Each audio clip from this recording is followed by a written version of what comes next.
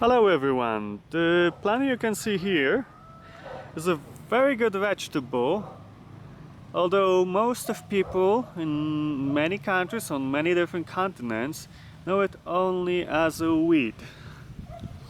This is Galinsoga.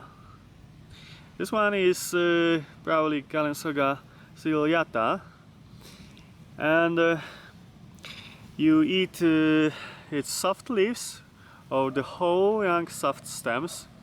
You can eat it fresh, you can add it to soups. When it's fresh, it's very good as a salad. You can put it on sandwiches. It's very soft, and all their leaves are just slightly more no, they are not even tough. They are more, they change in its character. They are a bit more bitter and aromatic. The young leaves have very mild aroma and very subtle taste. It's a bit like a lettuce in character, and you can use it for anything you want. You can use it to any soups. The problem with Galinsoga, and the reason why it will never be a commercial crop, is that once it is picked, it wilts very fast. Even when it's not very hot, and even if you pull the whole plant with roots, it's hard to keep it out of wilting. And when it wilts, well, it's not that good as a fresh vegetable. It's still good for soups. And also for cooking, when you have the wilted plants, you can dry it, as it is commonly dried to use later in soups in some South American countries, where it is commonly used for their specialty soups. So yeah, this is a really nice vegetable that will never become commercial crop because of this fact that it cannot be stored even for a short period. It is very prolific. It produces lots of flowers. It turns into many seeds that sprout very easily. As you can see, it's so prolific, and it have rapid growth. That's why it's hard for other plants to compete with it on disturbed soil when it's fertile, and when there's enough moisture. Galinsoga rapidly overtake whole area with its multiple seedlings. So it is very easy to propagate from seeds. You just gather the seeds and you sow them, but you actually don't have to do it, because once it is in your garden, you can just leave a few of Galinsoga plants unharvested, let it produce seeds, and then it will take care of itself. You just need to make sure that there will be no competition before the seedlings have a chance to overtake the area. And yep, that's how it is. Also, because of those multiple seeds and the way how easily it sprouts, it's a great plant for microgreens.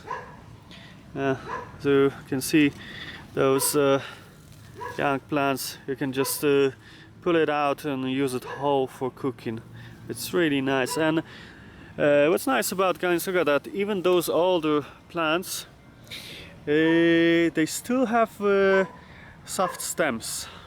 So even older plants that already start to flower, and as you can see, as they start to flower, the leaves are getting smaller and smaller, but it's still soft and it's still very good to eat fresh and for cooking. So Yeah, you can use whole stems and use for cooking or dry for later use. Or you can just use the leaves, or when it's young, so you can take the whole plants to use in salads or eat it fresh. Very nice vegetable and very healthy as well. Galinsoga has a detoxifying effect. It's hepatoprotective. It also helps to control diabetes. It's cardioprotective. So it is very good. Although it is not known as such, it is really good vegetable and medicinal plant. Yep. So many of you probably know it very well as an obnoxious weed with which you've been fighting for years to try clean your garden from it, but fight no more and just use it. Yep. Enjoy its all potential, its all culinary and medicinal value. It's really great as such. Oh, and I have to mention that when it comes to its medicinal uses, it's not only healthy when you consume it, but also it is very good for external use. You just take fresh leaves with whole stems and smash it pound it into a paste, and you can apply it straight away on the wounds, on the burns, on skin inflammations, allergic skin problems, all kind of dermatosis. It's very helpful such use. Yep. It's really a highly underutilized vegetable, known commonly as a weed. Really great plant. Very short-lived, but it's recreate itself very easily.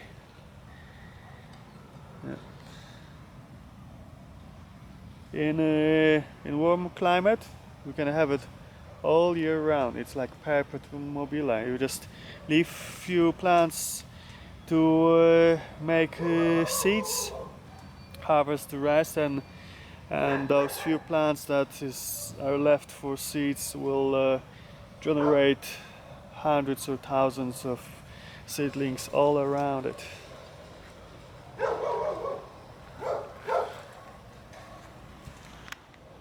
So look at that here. We have here a small plantation of corn, and Galinsoga is sprouting literally everywhere here. As you can see, most of all young weeds here is Galinsoga, and that's the older one.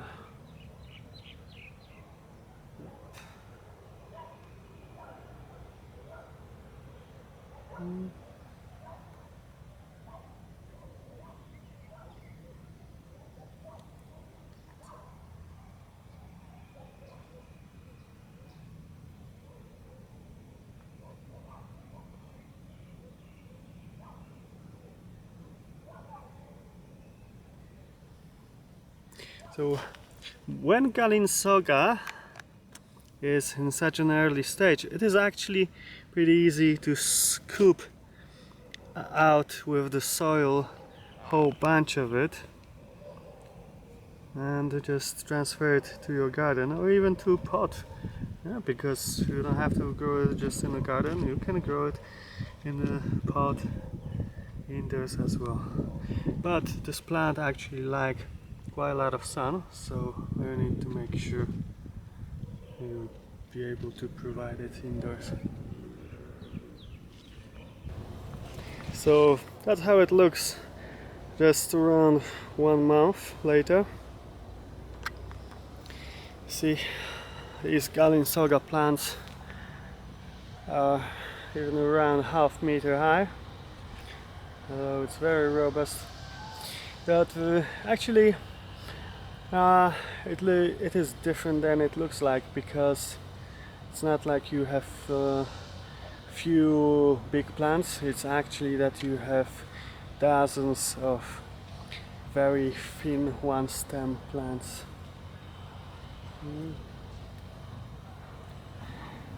As you can see here, it is very prolific. It can overtake whole spaces. This area here was cultivated for whatever crop, and the crop was removed pretty recently, and Galinsoga overtook rapidly the whole place. All that greenness is young Galinsoga plant. It has rapid growth. Look at that. And it's very nice. It's very soft. It's juicy. It has a very mild taste. It's a bit like a lettuce. And look at that. This is all flowering Galinsoga.